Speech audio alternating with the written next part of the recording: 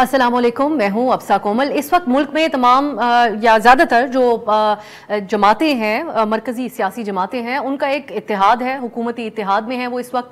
दूसरी तरफ PTI के चेयरमैन इमरान खान हैं, उनकी जमात है जो कि हुकूमत के मुखालिफ एक तहरीक चला रहे हैं। एक ओवरऑल उनका बयानिया है जो आप सब जानते हैं, हुकूमत को मुस्तरद करते हैं वो। ऐसे में हमारे जो मुल्की सियासी मंजरनामा है उसमें एक ऐसी सियासी जमात भी जो है, जो एक पुरानी कौमी सियासी जमात है और उनकी जो तवज्जो का मरकज़ है वो हमें अक्सर अवामी इशूज़ की तरफ ही नज़र आ रहा है। जैसा कि आजकल महंगाई के खिलाफ मार्च किया जा रहा है, 11 जून को भी उन्होंने मार्च करने का ऐलान कर रखा है। सिंध के शहरी हुकूक की भी बात की जा रही है उनकी तरफ से, और फिर काफ़ी अरसे से अल खिदमत फाउंडेशन के तहत समाजी खिदमात के हवाले से भी उनको बहुत ज़्यादा सराहा जाता है और सभी काफ़ी उसके मोतरफ रहते हैं। अवामी हुकूक के लिए हुकूमत मुखालिफ एहतजाज में बड़ी बड़ी रैलियाँ भी कई हमने पिछले सालों में देखा उनकी तरफ से निकाली जाती रही हैं, और मौक़िफ़ भी उनका कुछ ऐसा ही रहता है कि जब भी कोई हुकूमत हो और अवामी इस्तेहसाल हो रहा हो तो उसके हवाले से वो पेश ये जमात नज़र आती है। लेकिन अगर इंतखाबी मुहिम के हवाले से भी देखा जाए तो जब जलसे दीगर सियासी जमातें करती हैं उनसे अक्सर हम देखते हैं ज़्यादा तादाद इस जमात के जलसों में निकल आती है।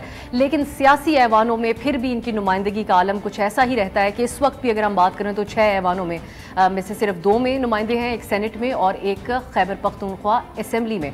हम बात कर रहे हैं जमाते इस्लामी की। ऐसा क्यों है और जमाते इस्लामी मुस्तकबिल के हवाले से रखती है, इस पर बात करने के लिए हमने आज दावत दी है अमीर जमाते इस्लामी जनाब सिराजुल हक साहब को। बहुत शुक्रिया सिराजुल हक साहब, आपने हमारे प्रोग्राम में आज शिरकत की है। बहुत से कौमी मामलात हैं जिनके ऊपर हमने आपसे बात करनी है, लेकिन आगाज़ में आपकी अपनी जमात इस वक्त क्या सोच रही है इस सियासी मंजरनामे में, वो उससे करना चाहूँगी।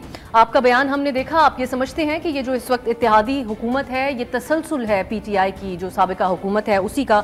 आप इसके हवाले से भी महंगाई मार्च करने जा रहे हैं और आपने PTI के आखिरी दिनों में जो हालात थे उस पर भी महंगाई मार्च किया, लेकिन आपकी अपनी जमात की इस वक्त क्या पोजीशन है ओवरऑल जो हमारा सियासी अरीना है, सियासी मंजरनामा है उस पर? बिस्मिल्लाहिर्रहमानिर्रहीम। हकीकत यह है कि इस वक्त जो हुकूमत है वफाक में वो PTI की हुकूमत का एक तसलसल है, पॉलिसियों के लिहाज से, एक्शन के लिहाज से, बयानात के लिहाज से और अपने तरजीहात के लिहाज से। और आप यूँ समझे कि कशकोल पुराना है और फ़कीर नया है। बाकी तो सारे लोग इस वक्त हुकूमत में शामिल है, कोई अपोजिशन नहीं है जमात इस्लामी के अलावा। पीपल्स पार्टी 14 सालों से सूबा सिंध में हुकूमत में है, PTI 9 सालों से खैबर पख्तूनख्वा में हुकूमत है, 3.5 सालों से मरकज़ में थी, कश्मीर में भी है, गिलगित बल्तिस्तान में भी उनकी हुकूमत है, सदर भी उनका अब तक मौजूद है। इस तरह मुस्लिम लीग भी हुकूमत में है। तो सिर्फ अपोजिशन इस वक्त जमात इस्लामी कर रही है, कौमी असम्बली में भी और सेनेट में भी। लिहाजा हालात में कोई फ़र्क नहीं आया है, सिर्फ यह है कि पुराने निज़ाम के लिए एक नया चौकीदार आया है और वही पुराने उछल कूद कर रहे हैं। इसलिए गरीब आदमी की ज़िंदगी में कोई इनकलाब, कोई तब्दीली इन लोगों के होते हुए न आ सकती है, न ये लाना चाहते हैं। हमारा ईमान यही है कि हमारे मसाइल का असल हल इस मुल्क में अल्लाह के दीन का नफाज है, उसमें माशी मसाइल का हल मौजूद है, उसमें इंसाफ की फराहमी यकीनी है, उसमें समाज के हर फर्द को इंसान तक रसाई ये यकीनी है। और जब तक वो अल्लाह का निज़ाम जो मेरा या मेरी पार्टी का, आपका या किसी और पार्टी का नहीं है, इस कायनात को जिसने बनाया है और फिर रहमतुल आलमीन के ज़रिए जो शरीयत उसने हमें भेजा है, मेरा ईमान अक़ीदा है कि जब तक वो निज़ाम यहाँ पर ना जाए तो अमेरिका का निज़ाम, बरतानिया का निज़ाम, चाइना का निज़ाम, फ्रांस का निज़ाम, यहाँ जितने भी आप तजर्बात करेंगे नाकामी के सिवा आपको कोई और चीज़ नहीं मिलेगी। और यही वजह है कि हम नाकाम है और दुनिया कामयाब। सिराज हक साहब, एक दो तीन इशूज़ है, अगर हम इशू बेस्ड बात कर लें, एक निज़ाम की तो आप काफ़ी अरसे से बात करते रहे, वो डिबेटेबल है, उस तरफ भी हम जाते हैं कि किस किस्म का निज़ाम होना चाहिए, क्योंकि खान साहब भी दावे करते थे कि वो रियासत मदीना की तर्ज पर चलाना चाहते हैं, फिर मामलात किस तरफ गए वो हम सब ने देखा है। सिर्फ IMF की बात कर लेते हैं, इस वक्त अगर आप महंगाई मार्च करेंगे तो जो कीमतें बढ़ी हैं इस वक्त IMF के मुतालबे पर, उसी के ऊपर आप मार्च कर रहे हैं, लेकिन हकीकतन मामला ऐसा है कि जो मुस्लिम ममालिक हैं वो भी हमें कर्ज नहीं देते जब तक IMF की तरफ से कोई हमें ग्रीन सिग्नल ना मिल जाए। तो फिर क्या ये मुतालबा आपका, सूदी निज़ाम के खिलाफ भी आप एक तहरीक चलाते हैं, तो हमारे हालात को देखते हुए क्या ये हकीकत पसंदाना बात है? क्या हम दुनिया से कट कर, IMF से दूर हट कर कैसे फिर मैनेज कर सकते हैं? वे आउट आपके पास क्या इस हवाले से मौजूद है जब आप ये बात करते हैं? देखिए बहन, ये कोई कानून तो नहीं है, न बिन अल-अक़वामी निज़ाम है कि आप कर्ज़े ले ले, करप्शन करे और फिर मज़ीद कर्ज़े ले ले और फिर मज़ीद करप्शन करे। ये कौन सा माशी सिस्टम है कि आपका कुल बजट 7.7 ट्रिलियन और उसमें 3.3 ट्रिलियन आप कर्ज़ों में और सूद में दे दे। हम इसलिए कहते हैं कि निज़ाम चलने वाला नहीं है, हमें इस निज़ाम से निजात हासिल करना होगा। सूद का निज़ाम ये कभी भी इंसान की तरक्की का निज़ाम नहीं है। ये पहली बार तो नहीं हुआ है ना जी, 22 प्रोग्राम हमने लिए हैं IMF से और 22 बार हमारी हुकूमतों ने यही झूठ बोला है कि हम ये कर्जे ले रहे हैं आपके लिए, ये कर्जे ले रहे हैं अपने मुफादात के लिए, अवाम पर उसका कोई असर नहीं होता है। इसलिए हम चाहते हैं कि इन तमाम मुआहिदों को रिविज़िट किया जाए। कभी भी किसी हुकूमत ने इन मुआहिदों को कौमी असम्बली में डिस्कस ही नहीं किया है। IMF के बंद कमरों में हमारी किस्मत के फैसले होते हैं। ये फैसला कहाँ हुआ है कि फौरी तौर पर एक ही रात में 30 रुपया फी लीटर पेट्रोल में इजाफा हो? न कैबिनेट में ये फैसला हुआ है, न किसी आवाम के दरमियान चौकों और चौराहों में।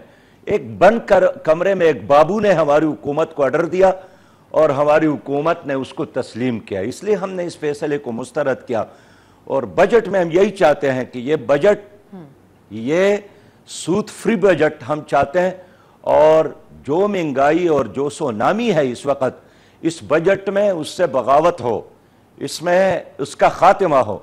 अगर इन्होंने उसी तरह एज इट इज सूदी निज़ाम को बरकरार रखा और इसी तरह महंगाई के ये जो कोड़े हैं आवाम की खोपड़ियों पर बरसाना जारी रखा, तो फिर हम मैदान में निकले हैं, मैदान में निकलेंगे और 10 को ये बजट पेश कर रहे हैं।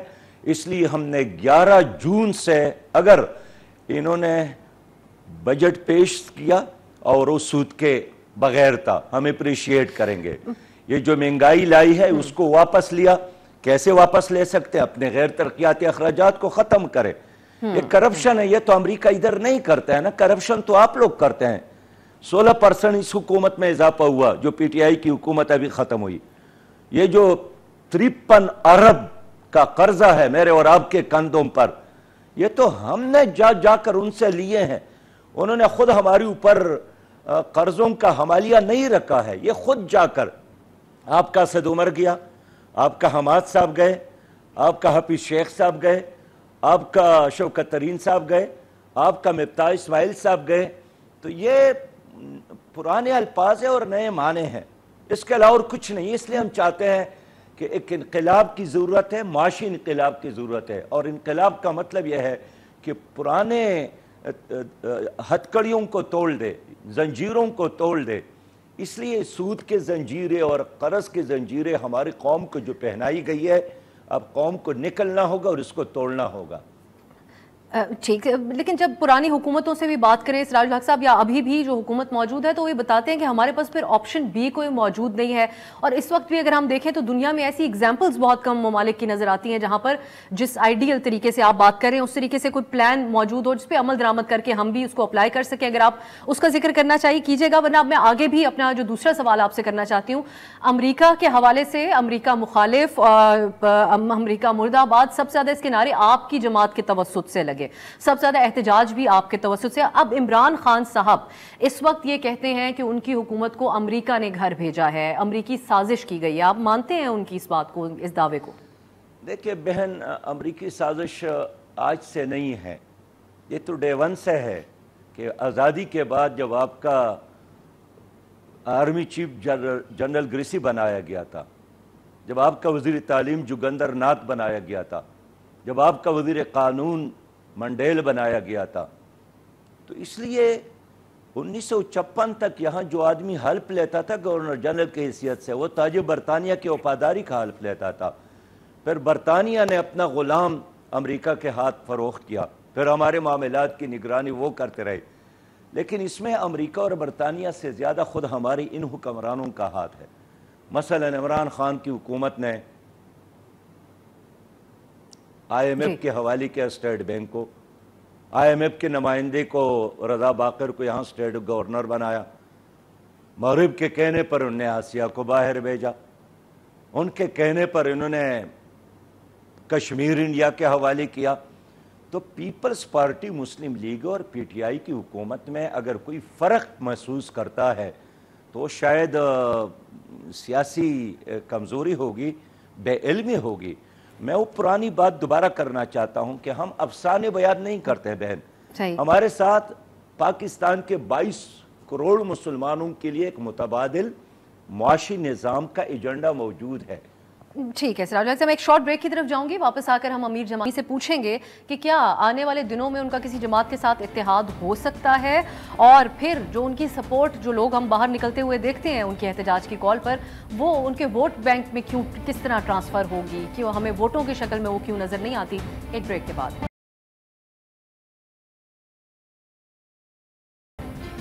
بریک کے بعد پروگرام میں خوش آمدید. آج کے پروگرام میں ہمارے ساتھ ہیں امیر جماعت اسلامی سراج الحق صاحب، اور ان سے ہم مختلف موضوعات کے اوپر بات کر رہے ہیں، اور خاص کر یہ جو اس وقت سیاسی منظرنامہ ہے، جیسا کہ وہ خود بھی کہتے ہیں کہ ایک اپوزیشن وہی کر رہے ہیں اس وقت، وہ اسمبلی کے اندر ہو یا سڑکوں کے اوپر ہو. تو کیونکہ خان صاحب جو ہے وہ اسمبلیوں کے اندر ان کی جماعت اس وقت موجود نہیں ہے. اب سراج الحق صاحب یہ بھی کہیے گا، ہم بریک سے پہلے جو بات کر رہے تھے، آپ کہتے ہیں کہ ٹھیک ہے جو خان صاحب بیانیہ اپناتے ہیں کہ ان کے خلاف امریکہ نے سازش کی، اس پہ جوڈیشل کمیشن بھی بن جانا چاہیے تاکہ بالکل یہ تسلی ہو جائے کہ اس وقت امریکہ کا رول رہا کیا. لیکن اس سب کے دوران خان صاحب نے جو اسٹیبلشمنٹ کے حوالے سے بیانیہ رکھا، اس پہ اب جو ہماری حکومت ہے، موجودہ حکومت، انہوں نے کل بڑا سخت سٹانس دیا. انہوں نے کہا کہ ہم نہ صرف عمران خان اور وزیر اعلیٰ کے پی کے جو بیانات ہیں ان کے تحت ان کو روکیں گے، اب یہ دوبارہ اسلام آباد آنا چاہیں، غداری کے مقدمات بنائیں گے. اس بات سے آپ اگری کرتے ہیں جو عمران خان صاحب نے بیانیہ اپنایا ہے، جس میں وہ کافی حد تک اسٹیبلشمنٹ کو بھی ذمہ دار سمجھتے ہیں ان کی حکومت جانے کا؟ دیکھیے، جہاں تک جلسی، جلوس، ریلی اور دھرنے کا تعلق ہے، یہ ہر سیاسی جماعت کا حق ہے. پی ٹی آئی نے جب جلوس کا اعلان کیا، دھرنے کا اعلان کیا، احتجاج کا اعلان کیا، اس وقت بھی میرا موقف یہی تھا کہ ان کو کرنے دیا جائے، یہ ان کا آئینی حق ہے. البتہ اسلحہ جمع کرنا اور درختوں کو آگ لگانا، گراؤ جلاؤ کرنا، گاجر مولی کی طرح ایک دوسرے کو ختم کرنا، ایک دوسرے کے خلاف خودکش حملوں کے اعلانات کرنا، یہ اس کو میں گندی سیاست سمجھتا ہوں. اس سے ملک تباہ ہو جائے گا. دلیل اگر موجود ہے، پھر گالی کی ضرورت نہیں ہے، پھر ڈنڈے کی ضرورت نہیں ہے. لیکن اگر کوئی جماعت احتجاج کرتی ہے تو آئین نے ان کو ایک حق دیا ہے. آپ کسی بھی جماعت سے یہ حق چھین نہیں سکتے ہیں. میں اس لیے کہنا چاہتا ہوں کہ یہ جو گراؤ جلاؤ کی سیاست ہے، یہ تب کوئی کرتا ہے جب دلیل ختم ہو جائے. یعنی اس وقت اگر عمران خان کے ساتھ کوئی کارکردگی ہے تو اس کو پیش کرنا چاہیے کہ میں نے 3.5 سال یہ کر کے دکھایا، میرے 9 سالوں سے خیبر پختونخوا میں حکومت ہے تو میں نے یہ کارنامہ کیا، کشمیر میں میری حکومت ہے تو وہاں کے آزادی کے لیے میرے ساتھ یہ پلان ہے، گلگت بلتستان میں میری حکومت ہے تو میرے ساتھ یہ پلان ہے، صدر پاکستان میرا ہے تو اب اس کے گھر کو میں نے یونیورسٹی یا پرائمری اسکول یا چھوٹا سا اسپتال بنانا ہے، میرے ساتھ یہ پلان ہے. میں نے وی آئی پی کلچر ختم کیا، میں نے نوجوانوں کو روزگار دیا، میں نے بے گھر لوگوں کو مکانات دیے، میں نے اپنی قوم کے جو شرعی تعلیم ہے ان کو اتنا بڑھایا. یہ کہنا چاہیے تھا، پیش کرنا چاہیے تھا. لیکن ظاہر ہے یہ چیزیں نہیں ہیں، تو اس لیے جلسے جلوس اور شور شرابہ کے علاوہ اور کیا ہو سکتا ہے. میں اس لیے کہنا چاہتا ہوں کہ جو فوج کی بات کرتے ہیں آپ، اسٹیبلشمنٹ کی بات کرتے ہیں، یہ صرف پی ٹی آئی کا مسئلہ نہیں ہے. مسلم لیگ والے بھی چاہتے ہیں، پی ڈی ایم والے بھی، کہ اسٹیبلشمنٹ نیوٹرل نہ ہو، عدالت نیوٹرل نہ ہو، الیکشن کمیشن نیوٹرل نہ ہو. ان تمام تینوں بڑوں جماعتوں نے ہمیشہ یہی وتیرہ اور طریقہ اپنایا ہے کہ عدالت بھی اس کی جیب کی گڑی ہو، اسٹیبلشمنٹ بھی ان کے ہاتھ کے لاٹھی ہو، اور الیکشن کمیشن بھی ان کے گھڑے کی مچھلی ہو، اور ہمیشہ یہی واردات کر کے انہوں نے 22 کروڑ عوام کے کندھوں پر اپنے آپ کو بغیر میرٹ کے مسلط کیا ہے۔ ہمارا یہی تقاضا ہے کہ الیکشن کمیشن بھی نیوٹرل ہو، آزاد، خود مختار، با اختیار، عدالت بھی اسی طرح نیوٹرل ہو، آزاد، خود مختار، با اختیار، اور اسٹیبلشمنٹ اگر اپنی عزت اور ساکھ بحال کرنا چاہتی ہے اور بچانا چاہتی ہے، اس کو بھی حقیقی معنوں میں نیوٹرل ہونا چاہیے۔ اگر وہ نیوٹرل ہونے کے لیے تیار نہیں ہے تو پہلے سے بڑھ کر لوگ اس کو ڈسکس کریں گے۔ اس لیے یہ قومی ادارہ ہے، یہ ایک باعزت ادارہ بننے کے لیے ضروری ہے کہ کم از کم سیاست سے وہ فاصلے پر رہے، اور جو کام قوم نے ان کے حوالے کیا ہے، جو آئین کے مطابق جرنیلوں نے حلف اٹھایا ہے، اللہ کو حاضر اور ناظر جان کر اگر اس حلف کے تقاضوں کو پورا کرے اور قوم کی جغرافیہ کی حفاظت کرے تو یہ بھی قوم پر بہت بڑا احسان ہوگا۔ اور وہ جو تنخواہ لیتے ہیں، وہ جو مراعات لیتے ہیں، میں سمجھتا ہوں کہ وہ پھر حق حلال لیں گے اور حق حلال کھائیں گے۔ یہاں بھی آپ نیوٹرلٹی کی آپ بات کر رہے ہیں، کچھ دن پہلے آپ کا یہ بھی بیان دیکھا، آپ نے اس تشویش کا اظہار کیا جو اس وقت پولیٹیکل سچویشن ہے ملک کے اندر، آپ کہتے ہیں کہ اس سے خطرہ پڑ سکتا ہے ملک کی جمہوریت کے لیے، لیکن کچھ ہی دن پہلے آئی ایس پی آر نے جہاں یہ کہا کہ وہ اس صورتحال میں نیوٹرل ہے، وہاں پر D G I S P R نے یہ بھی کہا کہ جو ڈیموکریسی ہے، یہ جمہوریت، یہ واحد حل ہے آگے بڑھنے کا، از دا اونلی وے فارورڈ انہوں نے کہا۔ تو خان صاحب تو آن دی ادر ہینڈ نیوٹرل کو جانور سے تشبیہ دے رہے ہیں، ان کے آپ نے بیانات بھی سنے ہوں گے، کہیں وہ میر جعفر کی مثالیں دے رہے ہیں، تو اس ساری صورتحال میں آپ کو نظر آتا ہے کہ کہیں جو جمہوریت کے لپیٹے جانے کا خطرہ ماضی میں رہتا اور جو ہم نے چیزیں دیکھیں، یہ اسی نوعیت کا خطرہ ہے، یا خود سیاسی جماعتیں اس قسم کے حالات پیدا کر سکتی ہیں کہ جمہوریت خطرے میں چلی جائے؟ دیکھیے بہن، یہ تو کوئی افسانہ نہیں ہے، ماضی میں بھی یہی ہوا ہے کہ جب 77 میں سیاسی جماعتوں نے آپس میں ڈائیلاگ نہیں کیا، ایک دوسرے کو قبول نہیں کیا، برداشت نہیں کیا، نتیجہ ضیاء الحق صاحب کی مارشاء اللہ کی صورت میں آپ نے دیکھا۔ جب پیپلز پارٹی اور مسلم لیگ کی لڑائیاں آگے بڑھی تو پرویز مشرف ضرور آدم کے اور ٹریفک پولیس کے طرح دونوں کو چالان کیا، دونوں کو گیراج میں بند کیا، اور خود پھر یہاں برا جما رہے۔ اور اب بھی ایسا ماحول اگر ان لوگوں نے بنایا، اس لیے میں کہنا چاہتا ہوں کہ ایک نیشنل ڈائیلاگ کی ضرورت ہے میثاق معیشت کے لیے، اس لیے کہ اس وقت کوئی ایک جماعت اس ملک کی معاشی حالت کو ٹھیک نہیں کر سکتے ہیں، اور یہ جماعتیں چاہتے بھی نہیں ہیں۔ جو اپوزیشن میں ہوتے ہیں وہ یہی سمجھتے ہیں کہ اور مہنگائی ہو، اور مہنگائی ہو، اور مہنگائی ہو، تاکہ یہ حکومت بدنام ہو۔ جتنا خطرہ ان سیاستدانوں سے پاکستان کے عوام کو ہیں، یہ ماشاء اللہ میں ہو تو جمہوریت کی بات کرتے ہیں، اور جب جمہوری زمانہ ہو ان کو حصہ نہ ملے تو پھر ماشاء اللہ کے لیے دعا مانگتے ہیں۔ اس لیے میں چاہتا ہوں کہ یہ وی آئی پی کلچر، وی آئی پی سیاست، اس سے قوم کو نجات ملے اور یہاں ایک حقیقی تبدیلی آ جائے، اور وہ حقیقی تبدیلی صرف اور صرف جماعت اسلامی لا سکتی ہے، جس کا ایک کلیئر ویژن اور پروگرام ہے اس ملک میں فلاحی اسلامی ریاست کا قیام۔ سراج الحق صاحب جو اسلامی فلاحی نظام کی بات کر رہے ہیں، اب وہ بھی بہت زیادہ قابل بحث ہے، اس کی طرف ہم آئیں گے ایک شارٹ بریک کے بعد۔ بریک کے بعد پروگرام میں خوش آمدید۔ آج کے پروگرام میں ہم بات کریں امیر جماعت اسلامی جناب سراج الحق صاحب سے۔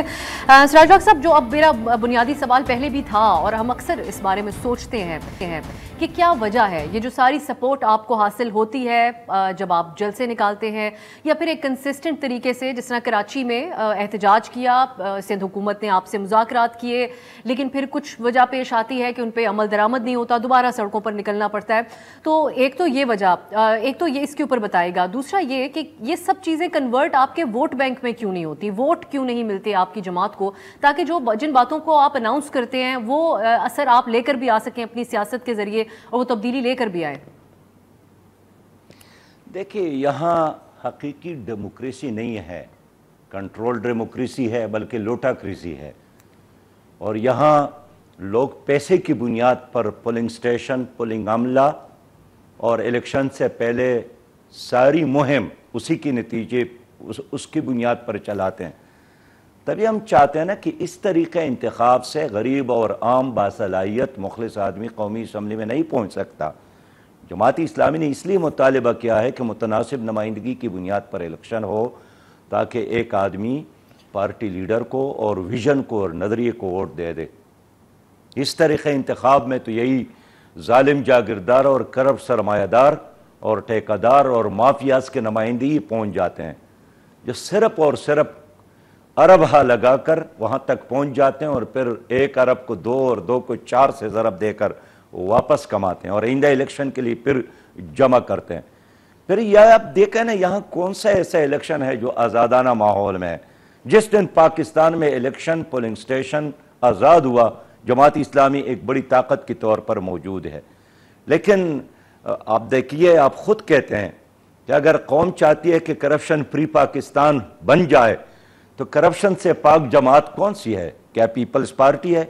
ان کے لوگوں کے نام پاناما لیکس میں نہیں ہے؟ کیا مسلم لیگ ہے؟ ان کے لوگوں کے نام پنڈورا پیپر میں نہیں ہے؟ کیا پی ٹی آئی ہے؟ ان کے نام کیا پاناما لیکس اور پنڈورا پیپرز میں ان کے نام نہیں؟ اس لیے کرپشن فری پاکستان جماعت اسلامی بنا سکتی ہے، لیکن اس کے لیے ایک حقیقی جمہوری سسٹم چاہیے۔ پھر سیاسی مستقبل کیسے کیا ہوگا کہ اتحاد کوئی اگر ایم ایم اے کے ساتھ جب آپ شامل ہوئے، پھر مولانا فضل الرحمان صاحب نے جو الفاظ استعمال کیے کہ جماعت اسلامی کو شامل کرنا کیا ہوگا، وہ تو مناسب بھی نہیں کہ میں ریپیٹ کروں۔ ابھی پی ٹی آئی کے ساتھ بھی اتحاد بنا کے دیکھا، بلکہ آپ جب وزیر خزانہ کے پی تھے تو سراہا گیا آپ کو پی ٹی آئی کی طرف سے بھی۔ لیکن پھر وے فارورڈ آپ کی جماعت کے لیے کیا ہے کہ جب اگر آپ سمجھتے ہیں کہ وہ جو طریقے دیگر جماعتیں آزماتی ہیں الیکشنز میں ریزلٹس حاصل کرنے کے لیے وہ آپ کر نہیں سکتے، تو پھر تو الخدمت فاؤنڈیشن کے ذریعے جس طرح آپ کام کر رہے ہیں تو وہ پھر ایک این جی او کی حیثیت سے زیادہ کیا حیثیت رہ جاتی ہے ایک سیاسی جماعت کے طور پہ؟ نہیں، این جی او کی بنیاد پر ہم کام نہیں کرنا چاہتے ہیں۔ ہم سیاست کرتے ہیں، سیاست کے طریقے پر، دعوت کے طریقے پر، اپنے کریکٹر اور کردار کے طریقے پر اور اپنے خدمت کی بنیاد پر اور ایک خوشحال اور اسلامی پاکستان کے ایجنڈے کی بنیاد پر۔ اب بار بار پوچھتے ہیں کہ آپ کا اتحاد کس سے ہوگا؟ عوام کے ساتھ۔ اس لیے کہ اس وقت حکومت سے ہم کیوں اتحاد کریں؟ اگر ان کے ساتھ کوئی ویژن ہے تو کر کے دکھائیں نا۔ اب کون سی جماعت ہے جو اس وقت حکومت میں نہیں ہے؟ پی ڈی ایم کے ساری جماعتیں جے یو آئی سمیت حکومت میں شامل ہے، کر کے دکھائیں نا۔ پی ٹی آئی حکومت میں ہے 9 سالوں سے، کر کے دکھائیں نا۔ سسٹر آپ مجھے بتائیں نا کہ کراچی کے تانے اور پشاور کے تانے اور لاہور کے تانے میں کیا فرق ہے؟ پٹوار میں کیا فرق ہے؟ عدالتوں میں کیا فرق ہے؟ اسپتالوں میں کیا فرق ہے؟ ایک ہی نظام ہے۔ کراچی میں پیپلز پارٹی کی حکومت میں بھی وہی نظام، اور پشاور کی پی ٹی آئی کی حکومت میں بھی وہی نظام، اور لاہور کے مسلم لیگ کے حکومت میں بھی وہی نظام۔ اس لیے میں بار بار کہنا چاہتا ہوں کہ ان پارٹیوں کے ہوتے ہوئے کوئی انقلاب، کوئی تبدیلی، کوئی خوشحالی غریب آدمی کو انصاف میسر نہیں ہو سکتا۔ اب آپ جائزہ لے لیں کتنی خوبصورت طریقے سے تمام لیڈروں نے اپنے شہزادوں کو، نوابزادوں کو، خادزادوں کو سیاست میں لایا اور مسلط کیا اور وزراء بھی بنائے۔ اب آپ کے آئندہ نسلوں کے لیے انہوں نے اپنے آئندہ نسلوں کو تمہارے اوپر مسلط کیا۔ میں اس لیے کہنا چاہتا ہوں کہ جماعت اسلامی اتحاد کرے گی عوام کے ساتھ، عوام کا اعتماد حاصل کرے گی۔ ہم چلتے رہیں گے، ہم جدوجہد کرتے رہیں گے، ہم سیاسی شعور بیدار کرتے رہیں گے اور لوگوں کو یہ بتاتے رہیں گے کہ تمہارے مسائل کا حل، پاکستانیوں کے مسائل کا حل اس ملک میں اسلامی نظام ہے۔ آپ نے 33 سال مارشل لا کو دیکھا، آپ نے سندھ کے جاگیرداروں کو دیکھا، آپ نے لاہور کے سرمایہ داروں کو دیکھا، آپ نے پی ٹی آئی تبدیلی کے نام پر حکومت کو دیکھا، سوشلزم کے نام پر حکومت کو دیکھا، سب سے پہلے پاکستان کے نام پر حکومت کو دیکھا۔ ایشین ٹائیگر بنانا ہے پاکستان کو، آپ نے اس کو دیکھا۔ قرض اتارو اور ملک سنوارو، یہ تمام چیزیں آپ لوگوں نے دیکھی ہے، لیکن کیا آپ کی تکلیف میں کمی آئی ہے؟ اضافہ ہوا؟ اب ایک چانس، ایک موقع اس ملک میں ضرور جماعت اسلامی کو ملنا چاہیے اور اس کے لیے ہم عوام کو تیار کر رہے ہیں۔ سراج الحق صاحب، ہم نے اسلامی فلاحی نظام کے نام پر بھی بہت کچھ کہتے اور کرتے ہوئے دیکھا بہت ساری جماعتوں کو، اور ایز آف ناؤ اس وقت بھی ہم دیکھ رہے ہیں ایک طرف سے عمران خان صاحب کہتے ہیں جو میں باہر نکل رہا ہوں یہ جہاد ہے، اس میں شامل ہوں، دوسری طرف مریم نواز آتی ہیں آ کے کہتی ہیں ہم عمران خان کے خلاف نکلے ہوئے ہیں، یہ جہاد ہے۔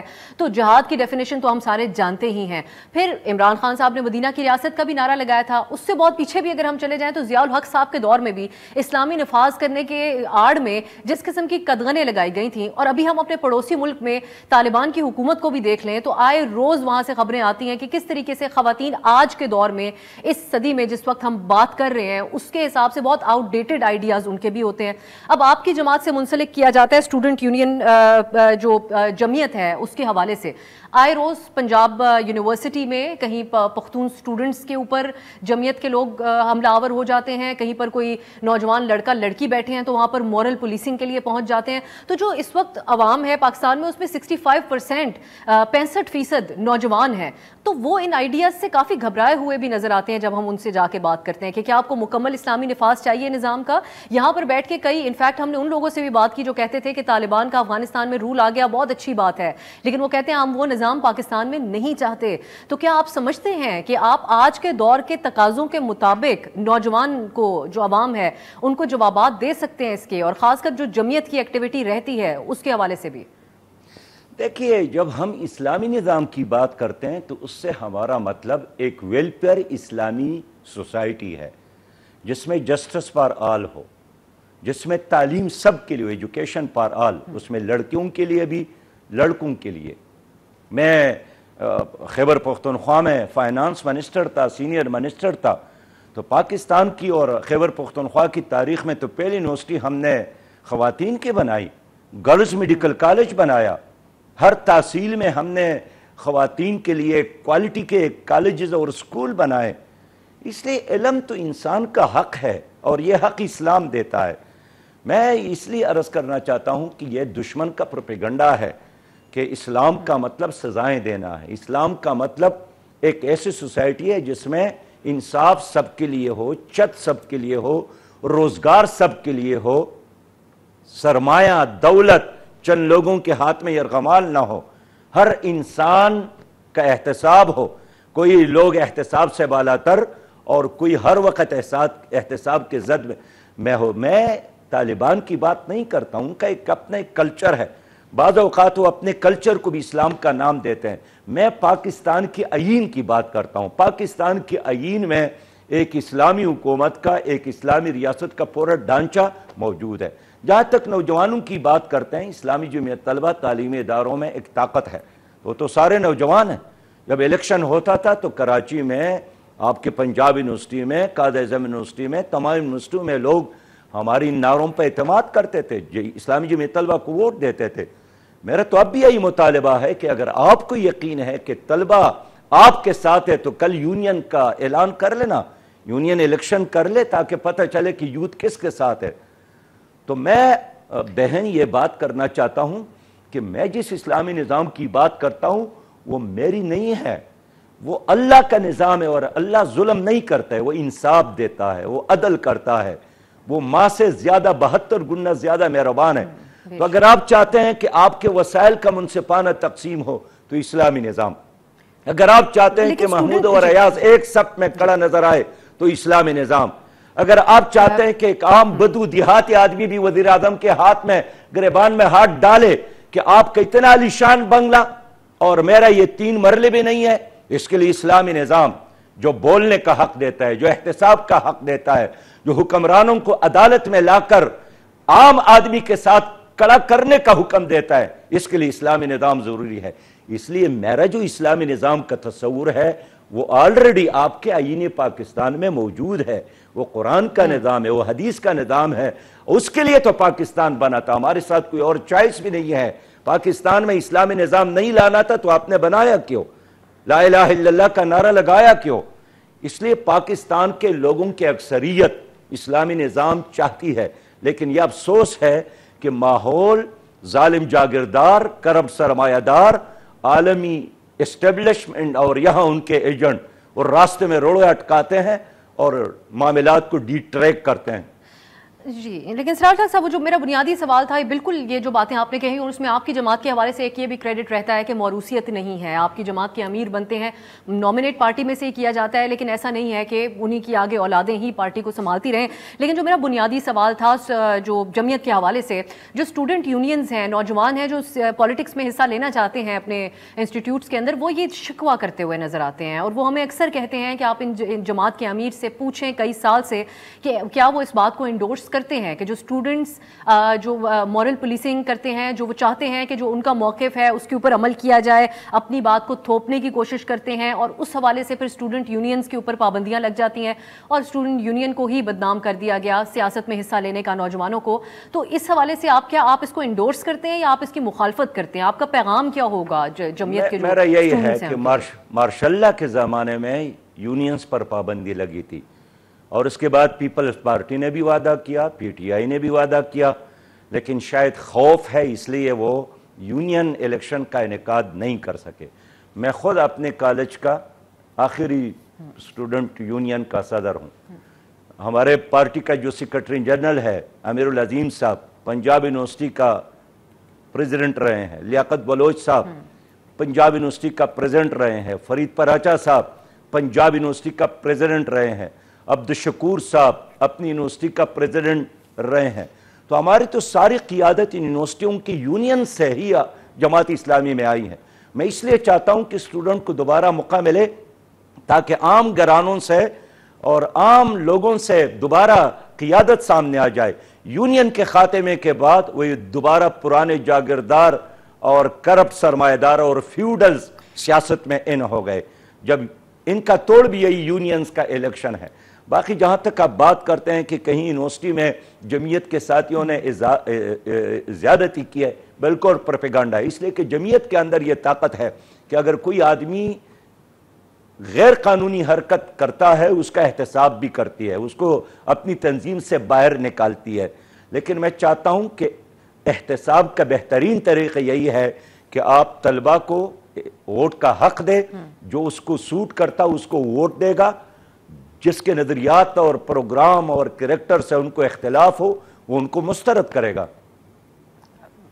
اس کو آپ پروپیگنڈا کہتے ہیں، لیکن سراج ڈاکٹر صاحب کیونکہ ہم کئی عرصے سے اس کو کور کرتے آ رہے ہیں تو وہ ویڈیو ایویڈنس یہ بات دکھاتا ہے کہ کہیں بلوچ اسٹوڈنٹ اگر پنجاب یونیورسٹی میں احتجاج کریں یا پختون اسٹوڈنٹس یا پھر خواتین کے حوالے سے جو معاملات ہوتے ہیں اس میں کئی جگہ پہ ان کی طرف سے اس قسم کے اقدامات آئے جس پہ تنقید ہوئی۔ اب آخر میں جاتے جاتے میں یہ جاننا چاہوں گی آپ سے کہ جو ابھی انتخابی جو ترامیم کی گئی ہیں، جو پی ٹی آئی نے ترامیم کی تھی، ان کے حوالے سے یہ تو ہم نے دیکھا، آپ کہتے ہیں کہ اوورسیز کے لیے اسپیشل سیٹس مختص ہونی چاہیے، لیکن آپ اس وقت جو ہمارا انتخابی نظام موجود ہے اس سے مطمئن ہیں یا آپ سمجھتے ہیں کہ اس کے اندر کچھ بہتری کی جانی چاہیے؟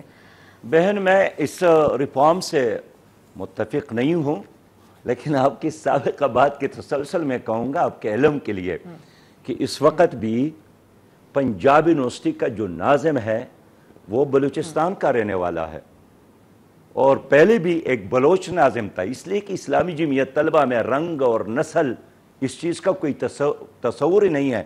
لوگ کریکٹر کی بنیاد پر، صلاحیت کی بنیاد پر اسلامی جمعیت طلبہ میں لیڈر بنتے ہیں۔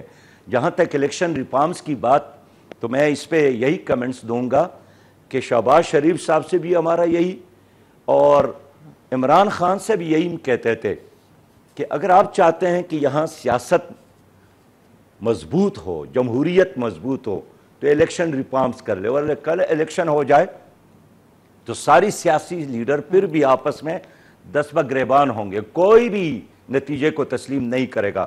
اس لیے الیکشن ریفارمز ہو، تمام سٹیک ہولڈر کو اعتماد میں لے لے اور اس طریقے کو ختم کرنا چاہیے جس طرح پی ٹی آئی نے گزشتہ عرصے میں 3 گھنٹوں میں 33 قوانین منظور کروائیں اور مسئلہ ختم۔ یہی کام چند دن قبل پی ڈی ایم کی حکومت نے کیا ہے کہ آلریڈی نیب کے جو پر تھے وہ پی ٹی آئی نے کاٹی تھے اور دانت انہوں نے نکالے بغیر کسی ڈسکشن کے۔ اور اس طرح الیکشن ریفارم میں چاہتا ہوں، میری خواہش ہے کہ ایک تو الیکشن متناسب نمائندگی کی بنیاد پر ہو، اس کے لیے تمام سیاسی جماعتوں نے مل کر ہمارا ساتھ دینا چاہیے، اس پر ڈسکشن ہونا چاہیے۔ ہم نے ایک کمیٹی بنائی ہے لیاقت صاحب کی سربراہی میں تاکہ تمام سیاسی لیڈر ان سے ملے، اس کو متناسب نمائندگی پر راضی کرے۔ اور یہ ایک دائرے میں سفر یہ ترقی کا نہیں ہے ضمانت इसलिए हमें इस दायरे से बाहर निकलना होगा। दुनिया के 7 ममालिक ऐसे हैं जिसमें अब भी कामयाब जमहूरियत और मुतनासिब नुमाइंदगी की बुनियाद पर है। बहुत बहुत शुक्रिया सिराजुल हक साहब आपके के लिए। नाज़रीन, आपने गुफ्तगू सुनी। मुझे उम्मीद है कि जमात इस्लामी इस वक्त क्या चाहती है इस निज़ाम से, उनका जब एहतजाज होता है तो वो क्या सोच रहे होते हैं। आज उनके सरबराह की गुफ्तगू सुन के आपको उस सब के हवाले से इंफॉर्मेशन मिली होगी। आज के लिए मुझे इजाज़त दीजिए, खुदा हाफिज़। हर पीर से जुमा अपने फेवरेट शो न्यूज़ आई को यूट्यूब पर देखने के लिए डॉन न्यूज़ के ऑफिशियल यूट्यूब चैनल पर आइए, उसको सब्सक्राइब कीजिए और बेल आइकन को प्रेस कीजिए।